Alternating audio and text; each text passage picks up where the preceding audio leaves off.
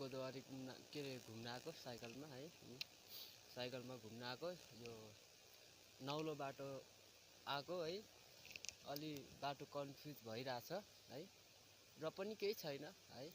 सोधी भयो नि जान्छु है गोदावरी। एकचोटि गएर घुमेर है आउनु पर्यो। म चाहिँ यो गोदाम चावर यो अनि यो मन्दिर हुँदै आएको यो नयाँ बाटो रहेछ, त्यो भएर कन्फ्युज भइरहेको छु है। के गर्नु, गाह्रो छ साइकलमा है। म चाहिँ एक हातले साइकल चलाउने बानी है सानैदेखि। के गर्नु, साइकल चलाएको 15 वर्ष भइसक्यो है। साइकल त केही पनि लाग्दैन हो, किन होला है।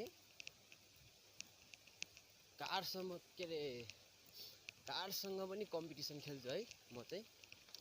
किनभने यति रफ भइसक्यो कि है, ज्यान त्यस्तै रफ है। थकाइ नै नलाग्ने, जति चलाए नि थकाइ नै नलाग्ने, जति चलाए झन् मजा लाग्ने है। के गर्नु, बानी हुँदो रहेछ एउटा। साइकल बिना बाँच्नै नसक्ने जस्तो भइसक्यो हौ। के गर्नु।